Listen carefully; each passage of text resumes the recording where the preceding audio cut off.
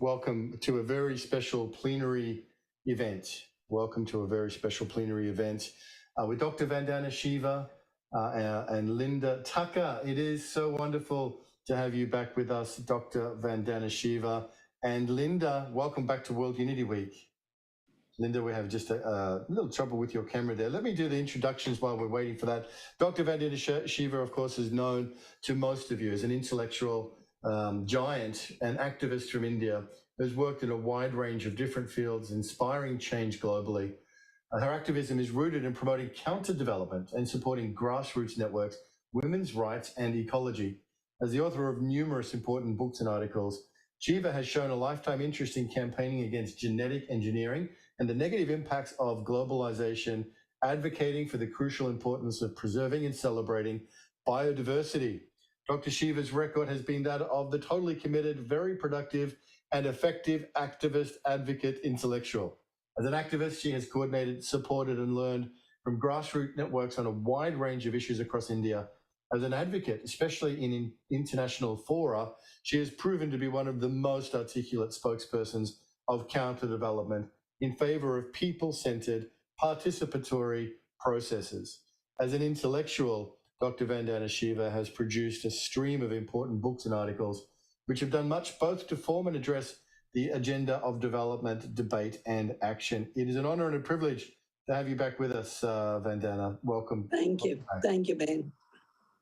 And Linda Tucker, thank you so much, Linda, for joining us. I know you're on the road and you moved things to be with us and the flexibility we really appreciate. After being rescued by a Songa medicine woman from a life-threatening encounter with a pride of lions in 1991, Linda Tucker gave up a career in international marketing to become a conservationist. Since this time, Linda has dedicated her life to the urgent protection of the critically endangered white lions, venerated as the King of Kings by African elders.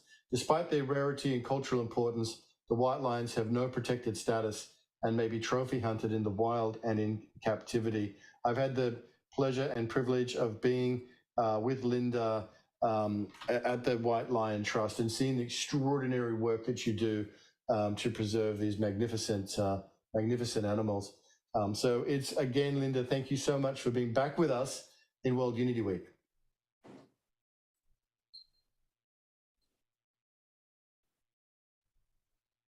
You're good? Thank you. Thank you, Ben. It's an absolute honor to be back at World Unity Week with Vandana Shiva. Dr. Vandana is a true inspiration of our times, and I am honored to take our discussion forward because it gives me courage. So friends, this is continuing. I was so excited and so grateful, and you just feel the electricity here. This is continuing an amazing conversation which emerged between Dr.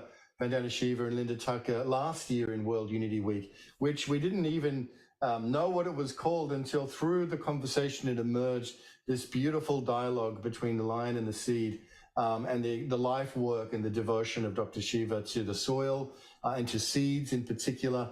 And of course, Linda's incredible devotion to the white lions, and where they come together and they find each other and they can educate and inform us so deeply about what we are learning from nature as nature through these incredible pioneering efforts. So in that context, bringing again Linda and Vandana together to continue the lion and the seed. And this World Unity Week and these 99 days of peace through unity, which are leading to Peace Week in September, are devoted, Vandana, to this idea of a new earth rising. Now, this idea of a new earth has been around for a long, long time. It's been used by many people in different ways.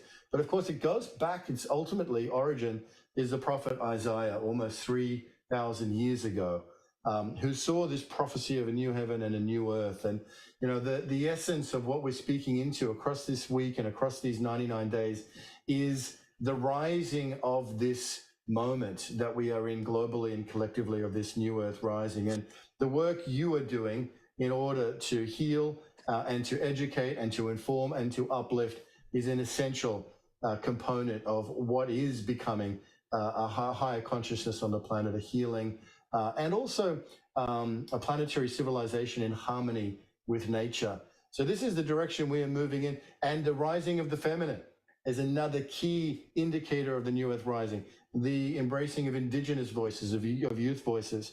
So we really wanted to start with you, Dr. Vandana Shiva, to set the tone for us, the incredible work that you're doing in India and around the world, and to share with us what you are seeing in your work, in your incredible pioneering efforts across the globe with so many change makers and so many leaders, that is indicative that we are in the time of a new earth rising. And what are you seeing, and what is your perspective on this transformational moment?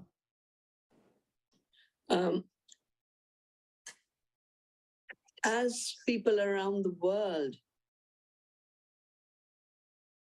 become more conscious of both the assaults on our Mother Earth and on her biodiversity, on her diverse cultures, there is an emerging consciousness that we are part of the earth, and a shedding, a shedding of the false illusions that we are separate, we are masters, we are owners of the earth. And it's not the case that the new earth rising is happening in a vacuum. It's happening because there's an acceleration of both the worldview that has created the multiple crises, a worldview that combines, on the one hand, an epistemology and ontology that says we've got to enslave the earth. That's what Bacon wrote, in his book, The Birth of Masculine Time. We have to turn the earth into our slave to establish man's empire, that the earth rising is a prevention of the empire of man over lesser creatures. But also, why do you want an empire? Because greed suddenly becomes a social political phenomenon. That's what colonialism was. It's not that greed hasn't been there, but we've learned to not reward it. We've learned to reward sharing, limits, recognition that the earth is living. So in my view, the new earth rising is both an amazing shift in paradigm. And from the top down, there's a desperate attempt to keep the old obsolete paradigm of mechanistic thought, of a dead earth, of the earth as just raw material for industry, idea of separation, that we are separate from the earth, that we are separate from each other, and actions are separate from their consequences. On a daily basis, I meet scientists who are, in spite of the fact that 99% of the research money is going for mechanistic reductionist science. I mean, in Europe, they have just tried to introduce new GMOs, and they just call them new gene technologies based on gene editing and CRISPR-Cas. And it's fascinating, they are activating reductionist illusions that had been put to sleep because, nature is complex, living organisms are complex, they're self-organized, and they're self-evolving. They're not a little Lego set in which you can play and move the blue and the red around and it'll have no consequences. Every movement has huge consequences. So there's amazing scientific research that's taking place. Of course, always from the margins, because the center is clinging to its false beliefs as if it will outlast the earth. And I think the new earth rising is having a good laugh. She's having a good laugh at the stupidity. And then there's practices and action. Of course, my work in Navdanya began because I first I'd seen the violence of what's called the Green Revolution is the industrial agriculture, is an agriculture based on fossil fuels and chemicals derived from fossil fuels. And I'd seen the disasters this led to in India with the disasters of the Green Revolution, 15,000 people dead. The Golden Temple had to be invaded by the army in 84. And that created a whole trigger of violence, which is not over. But that same year in the city of Bhopal, a pesticide plant leaked in the city of Bhopal, and killed thousands. And children are still being born, maimed, and there's been no justice. So I was looking for a non-violent agriculture. And then I'm at a meeting where the chemical industry says, now we've got to own the seed. We are not making enough money selling poison, we've got to own the seed. And genetic engineering, the tools of recombinant DNA, which were in the public domain, became their way of trying to not just own the seed, but claim they had created it. And that is what triggered for me both an outrage that seed is not invented by the corporations. Seed is self-evolving, self-creating, autopoietic. It's nature's poetry. And at this meeting in 87, they had said every seed will be owned by corporation. No seed will be in the hands of farmers. Because they were writing laws that made it illegal to save seeds. And as was saving seed is your highest duty. It's a highest duty to nature to continue to work with the earth to grow the food we need while taking care of the earth. And in these 30 years, what I've found is, anthropocentrism is such an illusion. Our role really is to first recognize we are a strand in the web of life, a very small strand. And our role is to not destroy that strand and the related strands. And the rest of the work, the amazing creativity of the earth does. So I'll just give you two examples. We've saved seeds. We've created 150 community seed banks around the world. People are saving seeds. And it's not the case that all seeds are GMOs and all seeds are patented. More and more people are saving their seeds. But when you save biodiversity, many other processes happen because the earth is creative, the earth is living. It's because we grow on our living seed bank. Right now, we are preparing to grow 750 varieties of rice around the country. We have saved 5,000 varieties of rice. But when you grow that diversity, we are not just growing diversity, we are growing food for the web of life. Food is not just for human beings. It is such an arrogant idea, which has led to industrial farming, commodity trade. We got to feed the world, we feed the world. No, the earth feeds the world. And the world includes all beings. So we've got 6 times more pollinators on our farm, even though we weren't creating a pollinator farm. And we did research on 20 years comparison between soils that are organic in our valley, in Doon Valley, and soils that are being chemically farmed.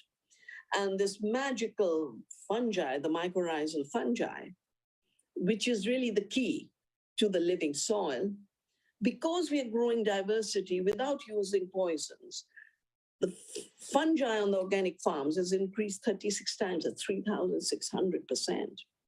And on the chemical farms, it's gone down 46%. But you can find that for every trace element, micronutrient. Nature is creative. In our language, we call nature prakriti. Kriti is the creation. Pra is the first source of all creation. Human creativity is dependent on the earth's creativity. And as we watch our soils have more and more biodiversity, more and more ability to deal with climate change. Last year with the heat, we measured the temperatures between our farm and its biodiversity in the soil. and neighboring farms that use chemicals and urea, you won't believe how much difference was. 25 degrees centigrade. And the moisture content was 15% more. So when we co-create with the new earth rising, in humility, that the rising is being done by the earth, our role is to not do harm, but to work in her flow, that amazing potential to deal with the crisis. If we don't see the new earth rising, everyone is feeling crippled. Oh my God, I have trauma. Oh my God, there's climate change. Oh my God, this is happening. And you don't realize that the earth made this a living planet, brought the temperatures down from 290 to 13 degrees.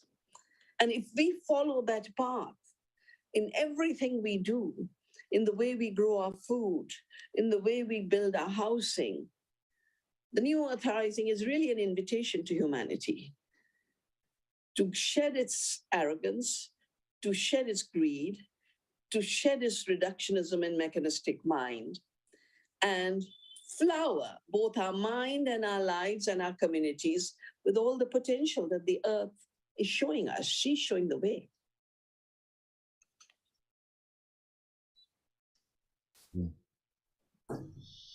Yes, yes, Dr. Vandana Shiva, thank you so much. The New Earth Rising is an invitation to humanity to shed our arrogance and to listen and to learn. Thank you so much for that reframe and for that opening. There's a context today as we come into this conversation to learn and to listen and to be quiet sometimes.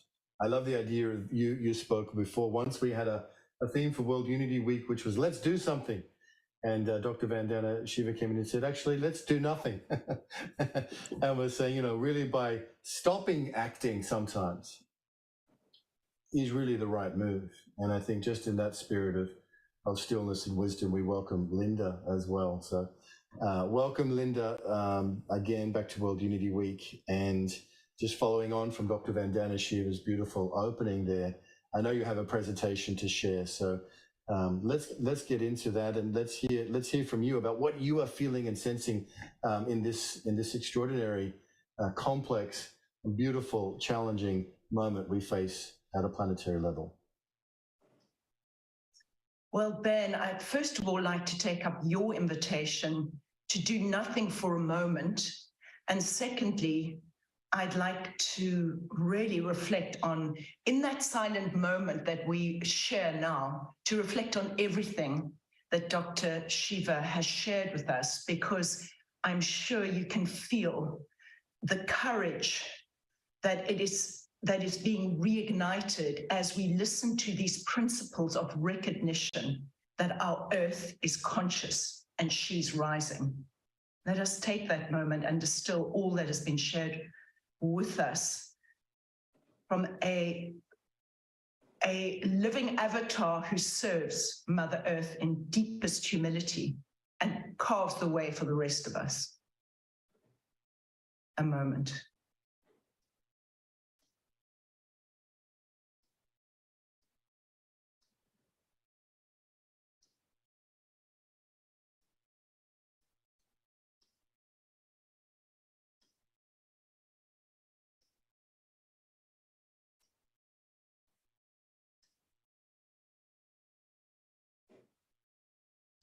When we do nothing and we listen to Earth, it is a beautiful, beautiful message that we receive back. But it is also a call to action of deepest service, even if that is simply honoring at every moment, every breath that we take, every leaf that we see the miracle of sacred geometry in. So there is much that I'd like to draw on upon Dr. Shiva's life's wisdom, and what I hear her saying to all of us is that this is an invitation, but it's an urgent one. We can't follow the ways of the human model that has been based on a sense of need and greed at the expense of the magnificent creation that is constantly reinventing herself. Mother Earth has chosen life. She is reclaiming her dominion. Our choice now is to follow that invitation and be in deep and humble service of her. So I'm actually picking up on a note that we closed last time with Dr. Vandana Shiva, and it was the note that carries into her sharing today. You said, Vandana, that we're at an exciting moment of extinction and collapse. But collapse need not be inevitable. It need not be inevitable if we are truly listening to Earth and committing to serve her first. Our question every day, every waking day, and when we go to rest at night, is to ask Earth, what is she guiding us to do in service of her? Because she knows how to regenerate herself. No problem at all. It's us who need to remember our true nature so that we can serve Mother Nature. That is the process that's happening now. And it's exciting when you see an example, a living example of the fact that we can remember our true natures. And we know that we do not serve any man-made authority, our governments or our banking systems or our legal systems. All of these have to come back into alignment with Mother Nature, who holds the key to everything. And so when we look at Dr. Shiva's description of the seed, and that it's more than an invitation, it is an imperative, it is a contract that we have with nature to ensure the continuance of the seed, which is the origin. And that's the same contract that we have with the lion and every creature in between, from the tip of the pyramid of life to the base of the pyramid, the foundation of the pyramid, is the contract with continuum. And I'd like to point out that this is core to the efforts that unite our work, seemingly across continents and seemingly across different fields, the efforts to ensure continuum of life on our globe. And that word, the seed or the origin, on a previous occasion, regularly, Vandana reminds us that the term regenerative is based on generative. If we are doing regenerative farming, we need to remember where the source of life begins, the generation of life, and that is Earth. We need to humble ourselves. And so a term that you use, Vandana, is so appropriate. The philanthrocapitalism, the sense that we are fixing Earth, that we are masters of the planet, that nature, needs us to put things right. When we let go of that old style capitalistic delusion that we are the agents of the solution, and recognize that Earth is rising. She's healing herself. We need to come into deepest humility so that we can serve her. And the fossil fuels, the basis of our abuse of the gift of fire, that is the foundation of where we went wrong, how we used fire through fossil fuels, through weapons of war, through firearms, through seismic blasting. All of that is an index of us forgetting the true flame of continuum that the seed holds, or the lion holds at the top of the ecosystem. That shows us the difference between predation and consumerism. So if I may share a brief presentation that I believe links our work from top to bottom of the ecosystem and helps us all recognize we have a role to play if we are in deep service. The first is a 5-minute video of how the lions regenerated their ecosystem. All I needed to do was to serve them in humility and ensure that they had a safe place to restore Earth. Oh, I see we've got this, that's fine. This is a brief presentation of our last sharing, and it was the lion and the seed. And you see behind both of us, we are honoring nature as the original, primary source of life. And if we go to the next slide, you'll see that there are the lions in the ecosystem, free, and behind them is a predator. Now he's waiting for them to actually predate. And as Vandana Shiva reminds us, everything is food on the planet. We are all going to pass as food in some form and into spirit. So that jackal is waiting for the lions to be gifted an animal for predation. Now, this is the difference between predation and consumerism. I'd like to show you in 5 slides. If we go to the next one. So now the lions have predated. Who comes down but the vulture to clean up the rotten meat that anything that's left behind so that there's no disease in the ecosystem. He feeds and flourishes, he and she. And then the next slide is the other incredible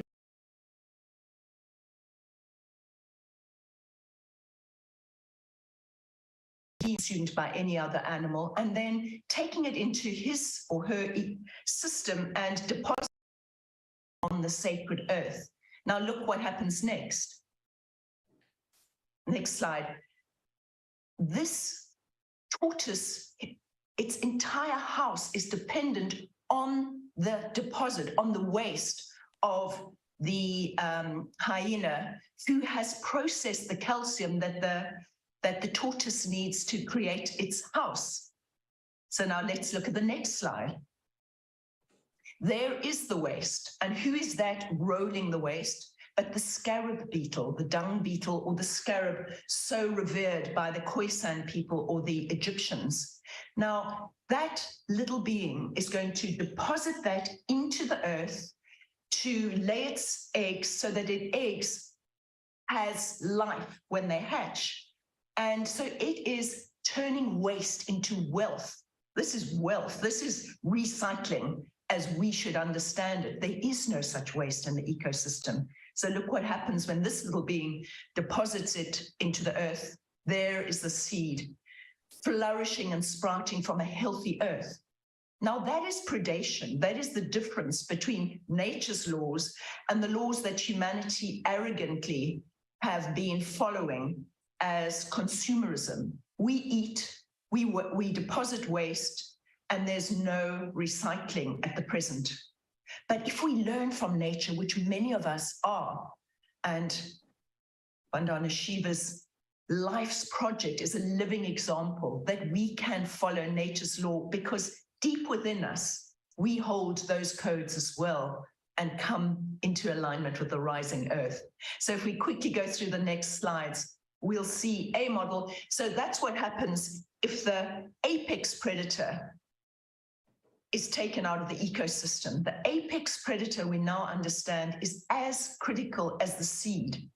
But every aspect of nature is critical.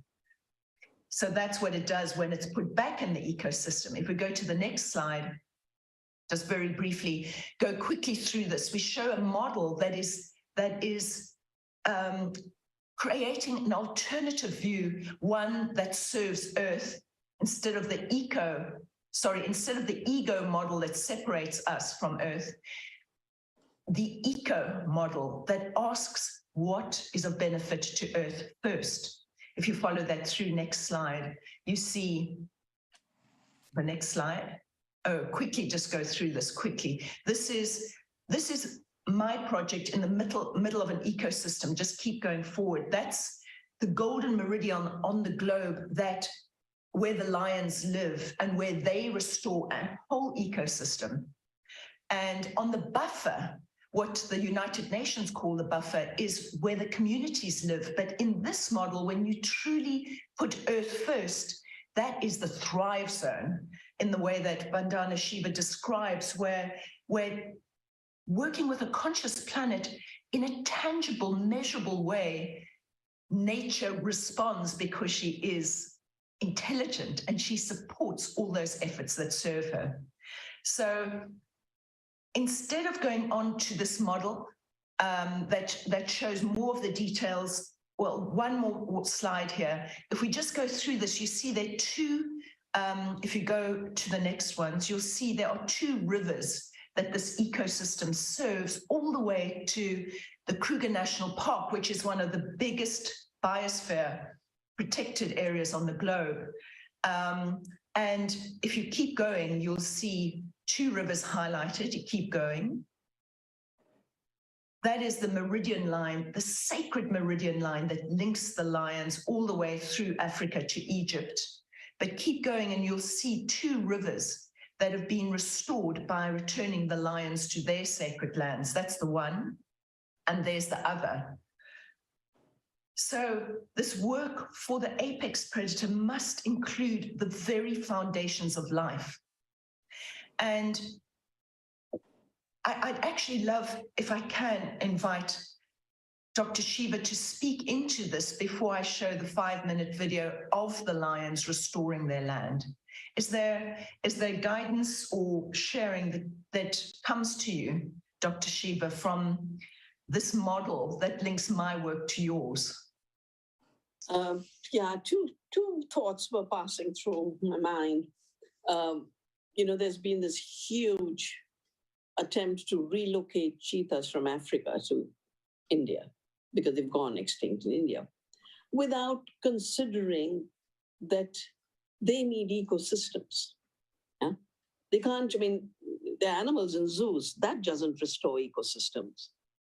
And so I think we've already lost 4 of the cheetahs because what they need wasn't taken into, it was still an entertainment for human beings, it was still showing off rather than regenerating life, taking into account what the cheetah needs for its life and ensuring it's made available. And the second is, you reminded us of what I always say, and I've learned this through the work. It's it wasn't something I studied. I studied quantum theory, but I realized that, one of the currencies of, the currency of the earth is life. One aspect of life is food. The other is water. When you see those rivers come alive, it's the currencies of life coming alive. But food is what connects us. As you showed in your slide so far, it connects the lion to every other being in that ecosystem, down to the tortoise. And I think ever since colonialism, I remember Cecil Rhodes' quote. He says, we got to escape from Europe. Europe was in a bad shape that time and got to escape from Europe to get more resources, to get slaves to work for us, and to have markets to dump our surpluses. And in a way, this urge to escape, which is a colonial urge, still continues. Look at some of our billionaires wanting to escape to Mars, and so much being spent on it, when this beautiful Mother Earth is, as I said, inviting us to join her in her rising. But so many dear friends, you went into such detail on predation versus consumerism and consumption. Consumption is mindless, without limits. Predation has built-in limits and a built-in cycle. So of course, everything is food. Everything is something else's food, as you pointed out in your slides. And so much of the energy of greed and capitalism, as well as so much of the energy of so many of our fellow environmentalists, is being dedicated to somehow escape from the food web, and play new tricks, Oh, I won't eat meat, but I'll destroy the planet for fake meat. because now the research is coming out, it's 25 times bigger footprint. It's not saving the planet, because every time you escape from the web of life, your energy demands go up, because the earth works so lightly. She works so beautifully. And as Schrodinger, one of my teachers in quantum theory, we pointed out, unlike all mechanical systems, living systems, an animal, a plant, an earthworm, an ant, a plant, they actually have negative entropy. All external systems, you have to pump them with energy. And the further you go from the web of life, the more your distancing is with the arrogance that you're fixing in deficient nature, the more energy you must consume from outside, the more pollution and entropy you must create.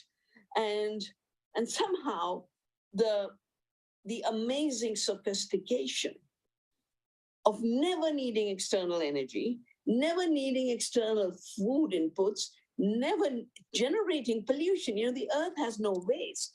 If we could just learn these 2 or 3 lessons that are common to what I've learned by trying to create a non-violent food system, and what you've learned from the lion, is everything is related. Everything is a cycle. And in a living cycle, there is no waste, there's no pollution.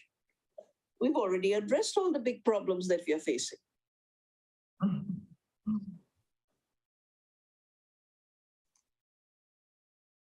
Indeed, thank you. And you speak about 2 technologies, the technology of war and the technology of peace. And nature is entirely the technology of peace. We need to relearn that. And I'd like to, if we may, just show that 5-minute video and then reflect on something astounding in respect of nature providing us the peace plan.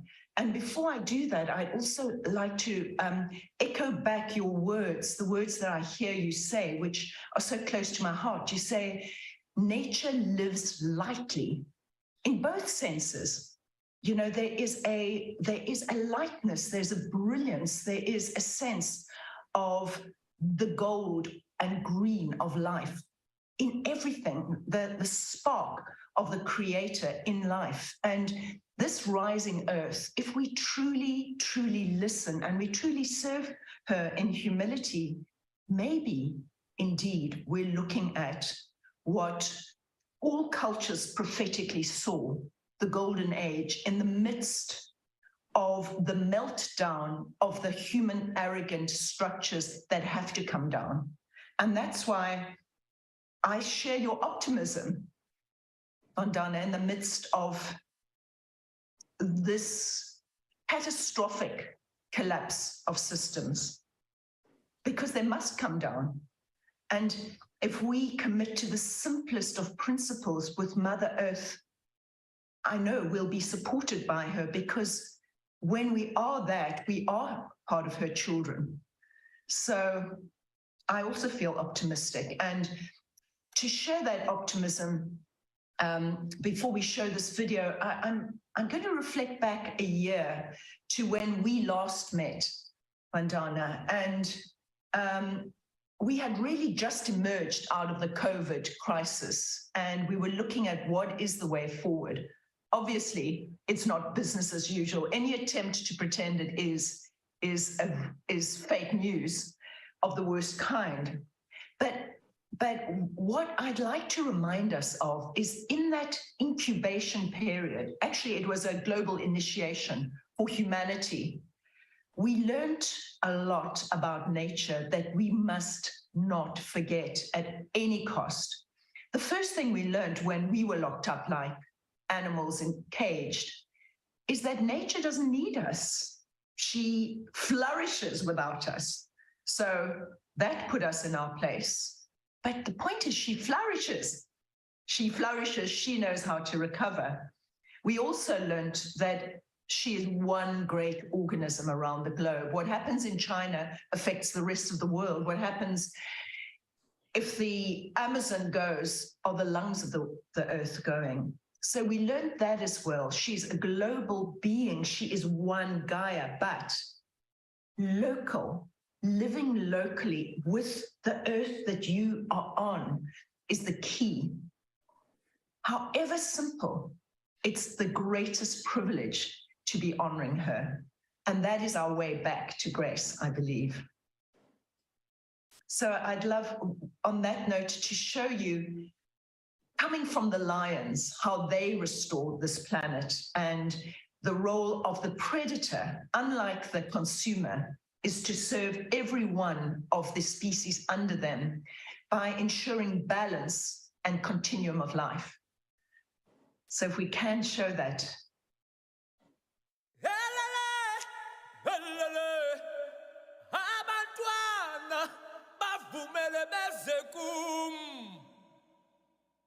Like the vital organs of the body, powerful biodiversity hotspots on Earth hold the source codes for the revitalization of our entire planet and the flourishing of life itself.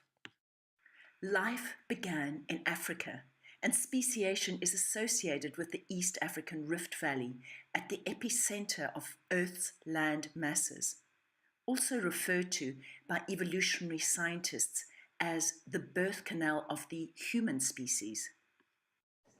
The white lions were born on the Nilotic meridian along the East African Rift tectonic plate and, significantly, in alignment with the most important architectural sacred sites on the African continent, Giza, Great Zimbabwe, Barberton. This means that humankind's greatest lion monument, the Great Sphinx and pyramids of Giza in the north, align exactly with the birthplace of the white lions in the south. The white lions originate in this one location only on Earth, Timbavati, meaning place where the star lions came down in the old Shangaan language, and their heartland, Tsao, meaning star lion. But while the African wisdom keepers have long revered the white lions as holy animals and bringers of peace and prosperity, their critically important role in the ecosystem is less well understood. Their cultural role in restoring hope to humankind is equaled by their ecological role in restoring health to their ecosystem. Today, we are faced with a pervading sense of the devastation and desecration of Mother Earth. As immortalized in Disney's Lion King story, when the true king is removed from his kingdom, a wasteland ensues. But there is a way to come back into right relationship with our planet. When the apex animal is restored in its natural kingdom, the flourishing of all species in the ecosystem is assured. The white lions may be living legends, mythic in their majesty and iconic in their radiant solar power, yet their ability to restore health and healing to their natural ecosystem is fundamental ecology at its best. Importantly, their place of origin is in the epicenter of South Africa's Kruger to Canyons biosphere, a UNESCO-declared biosphere region and one of the last viable lion ranges on the planet. The white lion's birthplace was declared an ancient sacred site by African kings hundreds of years before the Kruger National Park was proclaimed in 1926 and the more recent United Nations accreditation at the turn of this millennium.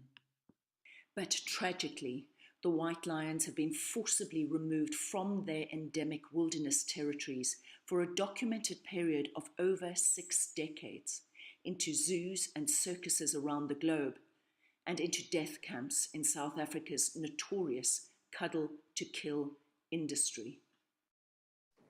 To ensure the critical survival of the white lions while protecting the watershed in their area of origin, the Global White Lion Protection Trust has been purchasing large tracts of land since 2004, the heart of the white lion's ancestral territories.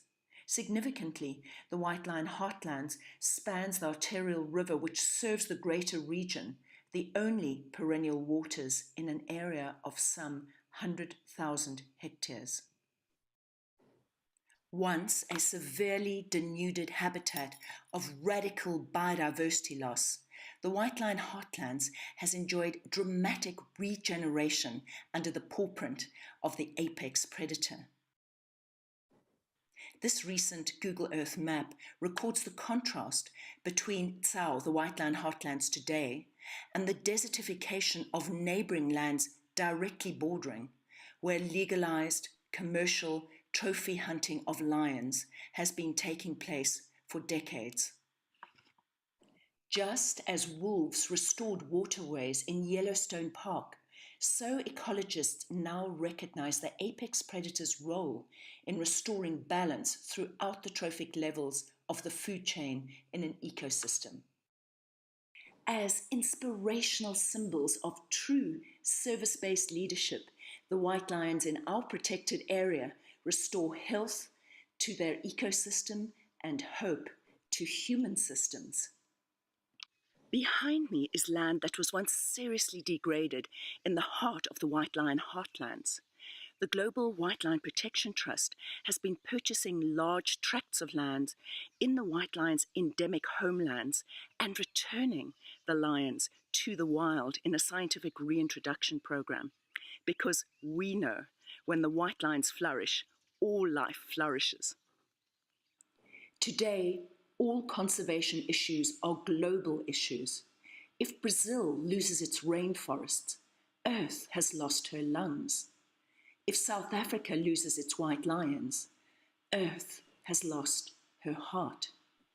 We can all feel it, the pulsing heart of the animal kingdom on Earth, the white lion's sacred natural site, revitalizing all the vital organs of our living planet.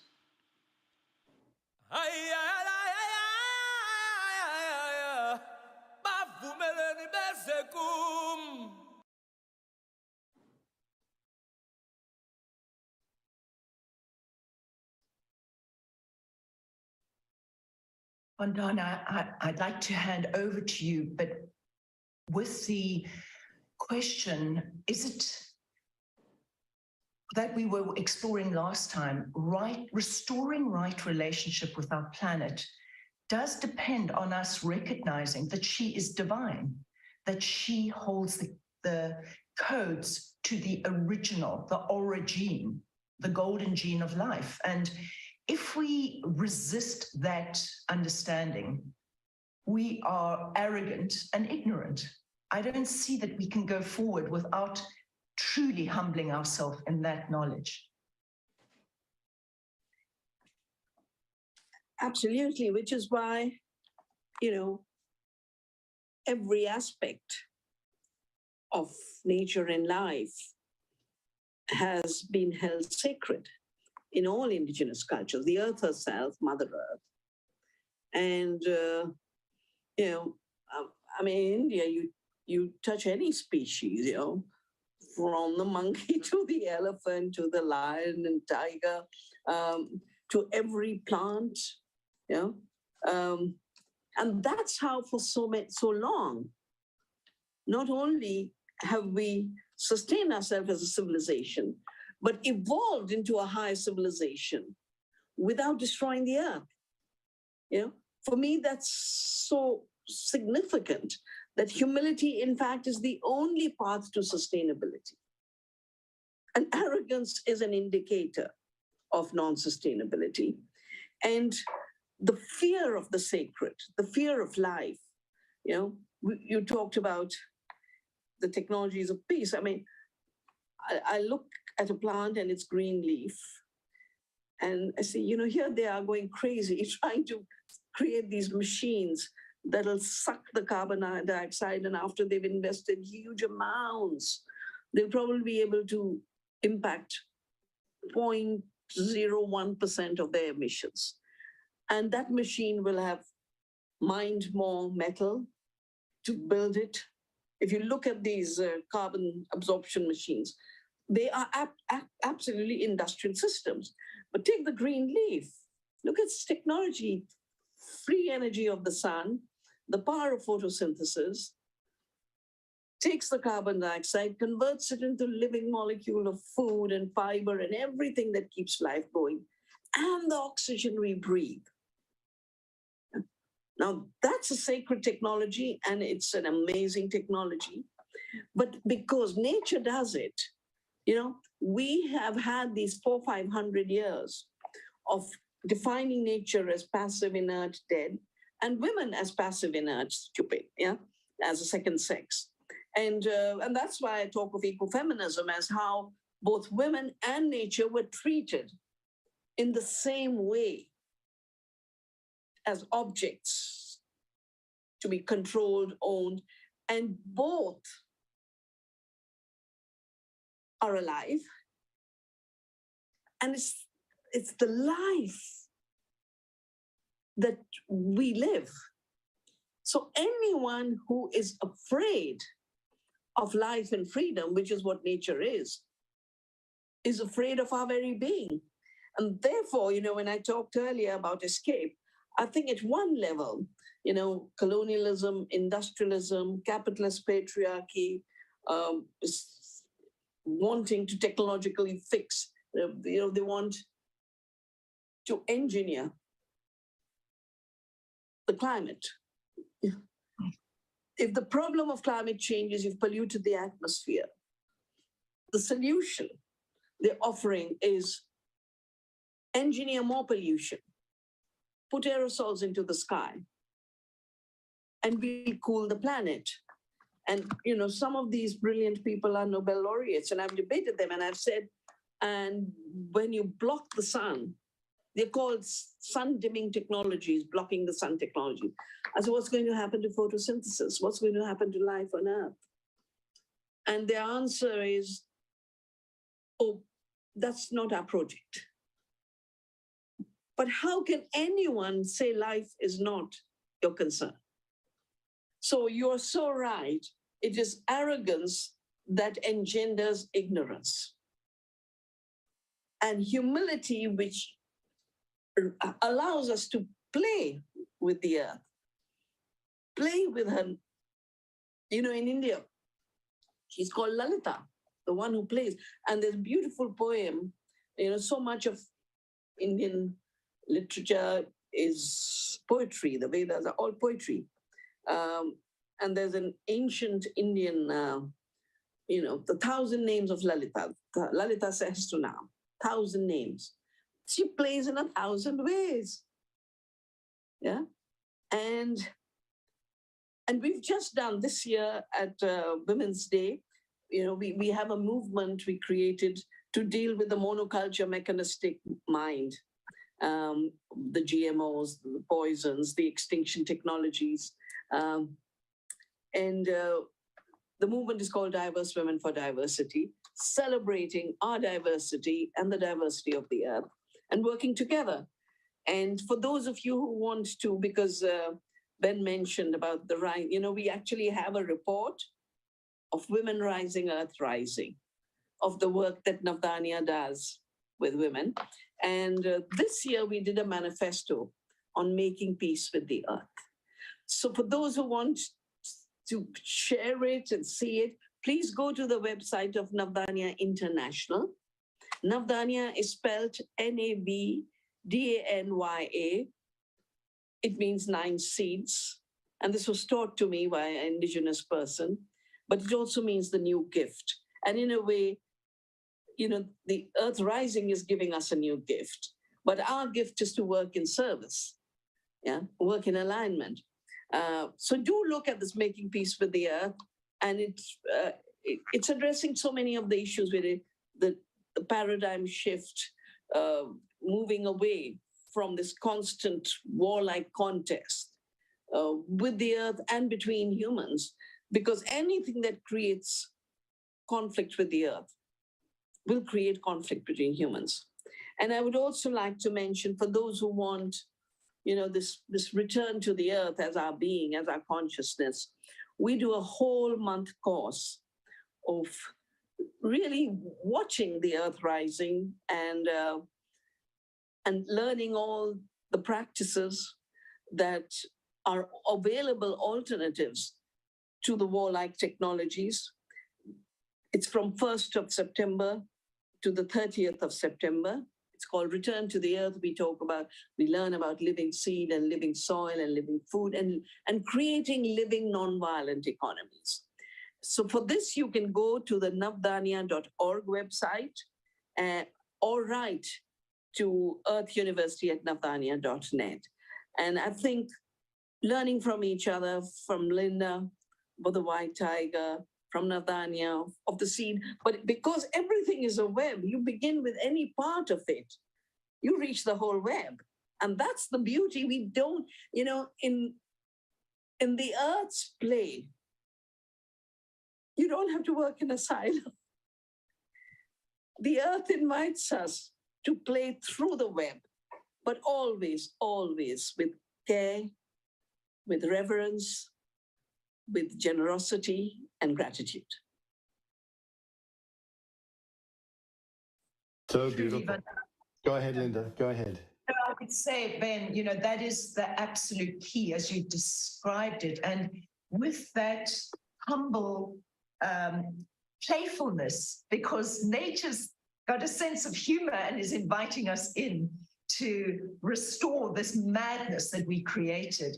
But that humbleness is the key. And it's so fascinating being, recognizing the divinity and also the quantum mechanics of nature, that one drop of intentional reverence and service is felt in the whole system. That's encouraging. It's beautiful. It's very encouraging. And Vandana and Linda, perhaps I have a question for you as we round this together, this beautiful, as you say, whichever part you start with, you can find the whole. And I think this movement, this global movement, is really doing an increasingly better job of defining ourselves away from the domination paradigm and into the partnership. Yesterday we had Rianne Eisler on the program, and amazing leader as well. Her seminal work, of course, The Chalice and the Blade, between going again from the dominatrix kind of domineering paradigm into what we're talking about here with life affirming and being a part of nature and listening to indigenous voices and the rising women, Vandana, that you're talking about with the amazing work from Navdanya. My question is about movement building, Vandana. You see so much of what's happening in this space around the world, from top down, bottom up, the conversations you're in, the connections that you are connected to. You have an incredibly unique and privileged, I would say, view of what's emerging on this new Earth Rising. My question is, what more can we do, or what strategies can we bring to facilitate even more? We know the values of this movement. We know who we are more than we did 50 years ago, 30 years ago. Now we are more connected, we are more self-aware, and we are ready to begin the next phase of this journey of movement building and actually becoming the dominant, let me choose my words carefully, the predominant culture on the planet, which is life affirming, which is in tune with nature, which is wisdom inspired. So what can we do to further facilitate this movement building globally over the next 5 years, let's say, to ensure that these values that we're talking about and we're learning from do carry the day on planet Earth?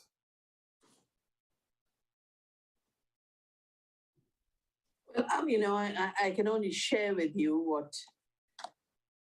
what I have learned, that you just have to learn more deeply from nature and the living earth.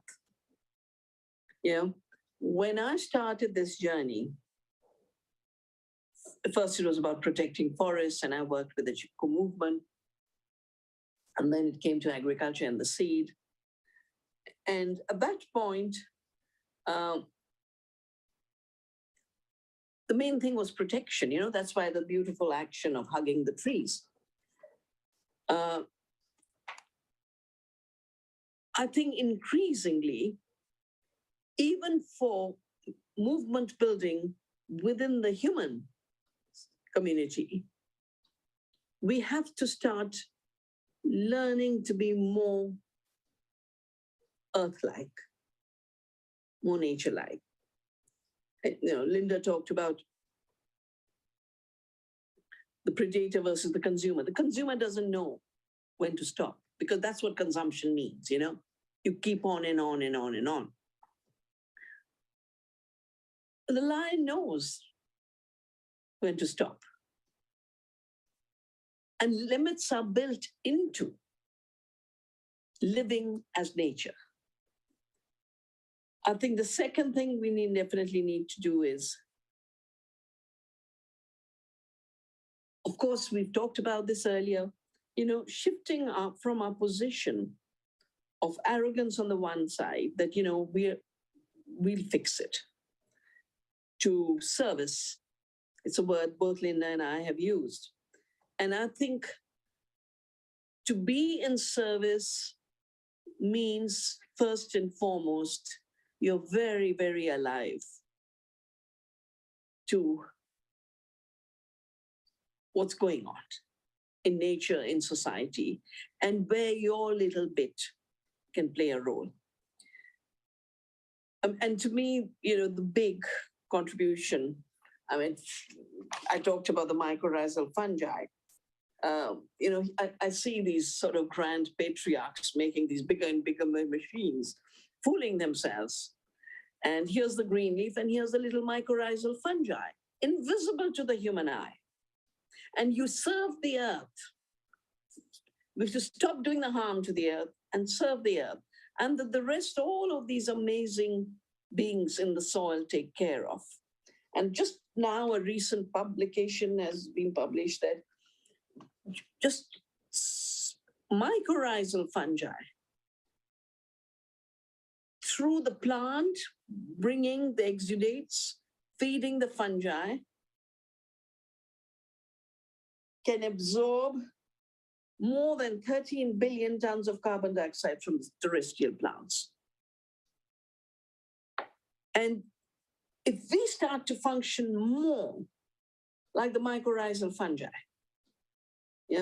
like a lot of my friends worry because, 10, 20 years ago, the media used to be at our doorstep because our voice was needed. But since that time, our voice has become threatening. It's the same voice. We're saying the same things. There's a huge criminalization of ecologists and environmentalists right now in every society. And I say, well, the mycorrhizal fungi goes on doing its work invisibly. And we shouldn't be anxious, because I think a lot of movements are first seeking visibility, not looking at service, but thinking of how can I be more visible. To try and make themselves visible in an age where you're not supposed to be visible. But it doesn't matter really, does it? As long as you find your space of service. And that doesn't need visibility, it needs the spirit of service. The second, another aspect is, the fungi. Now there's so much research, it's all very recent, even though Albert Howard had talked about the mycorrhizal fungi in his book that he wrote, 1905 when he came to India, then he wrote the Agricultural Testament. But not only is it invisible, it has such amazing potential. In one little cubic inch, this much, can hold 8 miles of the fungi. And it's not, the soil has all the minerals. It's just that the plant can't get access to them. So the fungi reaches out far away where there's a mineral that this particular plant needs. The plant is intelligent, the fungi is intelligent. Goes and picks up what is needed and gives it to the plant. And the plant, meantime, is giving the carbohydrates, the living carbon, that the fungi need. And the symbiosis of being one, of being interbeings, is how we can build movements. Yeah. Not be afraid of invisibility and expand your potential to see what you can find where to give. I think we've had few hundred years of an extractive economy of grabbing. And now everyone has been infected with that insecurity. And now a large number of people are being thrown away. What they call the cost of living crisis is really basically saying, you don't need to be taken care of. But I think these are all man-made structures. The market is a man-made structure. Money is a man-made currency. And if we were to then say, in this period of deep crisis, particularly human crisis, how do we turn to the earth to find our service? And she will take care of us. Self-provisioning living economies grow out of care for the earth. We have to stop seeing economy as above ecology. We've got to start seeing it as a little subunit. But if it's a subunit, then its currencies must be the same. Its flows must be the same. You cannot have ingredients that the earth doesn't want. Yeah, she plays, but she's pure. In the earth systems, the food that circulates is real food, unlike the human systems where we've learned how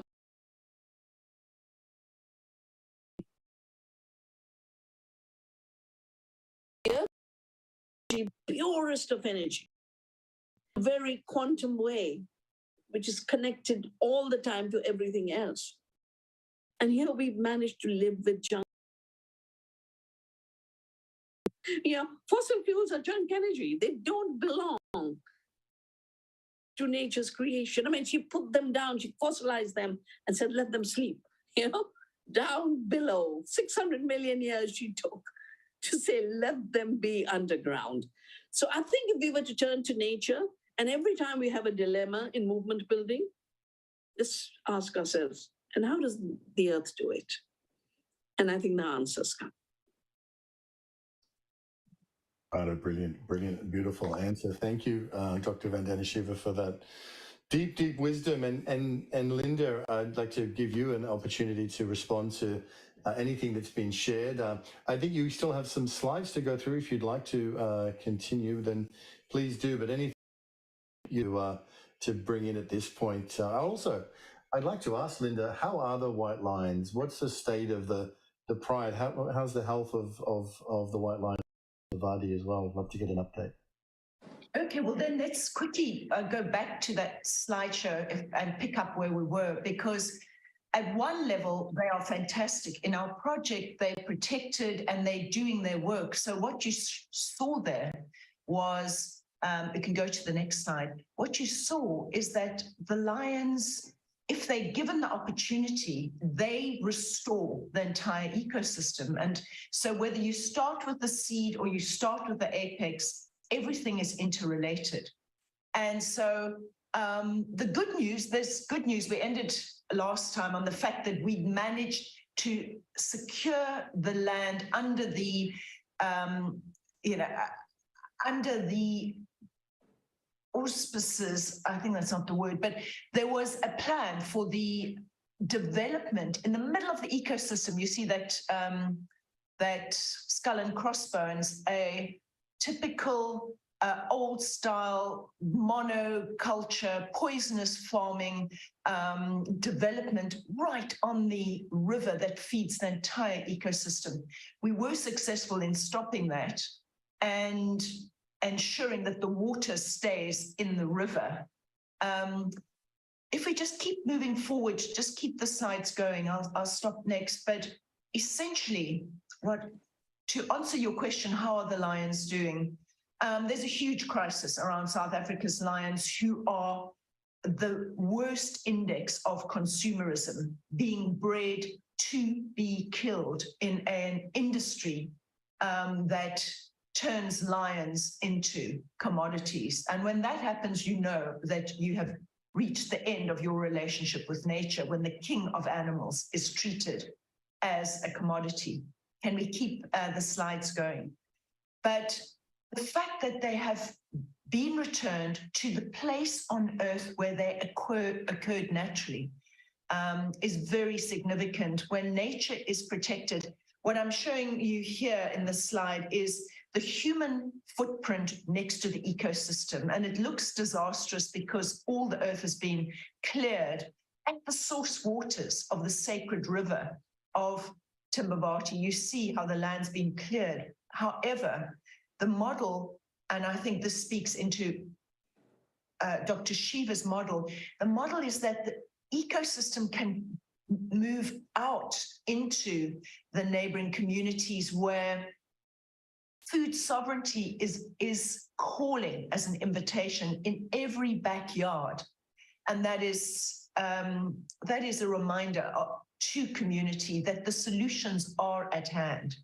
And they needn't be a grand design at all. In the simplest way of simply looking at the land available to you and treating it with sacredness and sanctity, and knowing that nature will respond in kind. She always gives more than we could possibly ever give to her.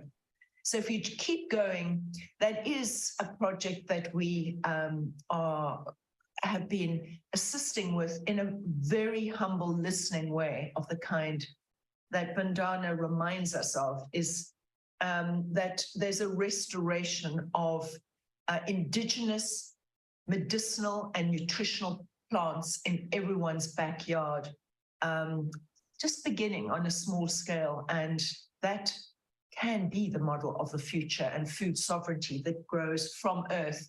Every plant that comes from out of the region is flanked by 4 indigenous plants. So if we go fast through the last slides, I think we're going backwards now. Just keep going, or keep going forward, just to show you the lions as a closing image, and how they hold the connection with water, with the golden codes of life. And if we remember life and the origins of life, the aura gene, we remember also, again, Dr. Shiva's word and reminder that nothing is regenerative, in the sense that all generation comes from nature. And what we are invited to do as a community is to celebrate nature. You'll see the next closing slides. Celebrate whatever species, plant, animal, crystal, whatever species, water. We know that in India now, the Ganges has been given the rights of a personhood, I would say. I mean, that's a start, just a start, in terms of our recognition that all law, the original law, comes from nature. And that's our closing image. We can go back to our grandmothers in our region, and how the lions are the ancestors guarding over them, and how they honor nature in return. Very beautiful, Linda, very moving, and wonderful to hear this presentation. So nature, Mother Nature has the answers. Let's not seek for visibility. Small is beautiful. Keep learning, and be like the fungi. These are the takeaway points in so many different ways. What an extraordinary conversation. I know we could continue. There are many people watching this on various channels out there, on this live streaming out to the different platforms.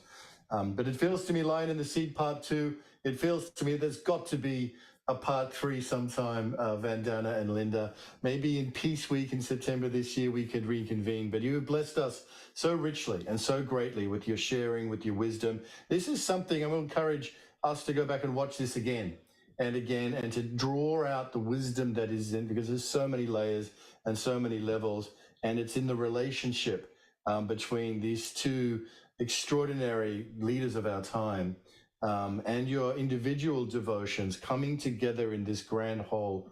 There are so many lessons and so much wisdom here. Vandana, thank you for being with us. I want to give you an opportunity to have a closing remark. Someone asked about the seed as teacher, and the seed has been a very big teacher for me for the last 3 decades. We are always made afraid of scarcity. The seed by its very nature multiplies. Regeneration, we're constantly looking at regeneration. The nature of seed is to regenerate. Its urge is to regenerate.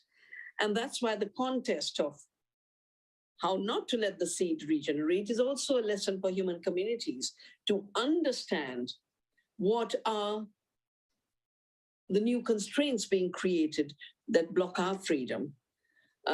So abundance, renewal, and the same as the fungi. For the seed to germinate and become a plant, it must go into the soil for a while. And then, of course, it becomes many seeds in the plant. And all of creation, it creates its networks. That's why creating community, the seed creates community with all the soil organisms, with all the insects above. Yeah. And can you imagine the level of relatives the seed has? So we need to cultivate more relatives because, again, humans have been made to feel so lonely, so atomized, so fragmented. And the minute we say, well, if the seed can create relationships with the fungi and bacteria and can offer her flower to the bee, what are all our potentials? Where can we reach out to be more human family, more earth family? Wow. Hari Om. Thank you. Earth family, human family. Linda Tucker, final word today is yours. Thank you so much again for being with us, Linda. I would pick up on that same note that our family as nature is waiting for us to come back into the fold. But to do that is, as we describe, humility, service, and deepest reverence. If we hold that, we have the key to find our way back, to be part of the great awakening that our Mother Nature is going to do with or without us. Let us be part of that. Thank you for this movement and the sense that we are all part of the fungi doing this together. It's deeply encouraging. Thank you. Thank you. Thank you for your extraordinary leadership. The lion and the seed. Thank you. Blessings. Blessings on your evening, Dr. Vandana Shiva, and thank you. Everyone around the world. Blessings on your day. Thank you, Linda. More soon. Bye for now. Thank you, Vandana.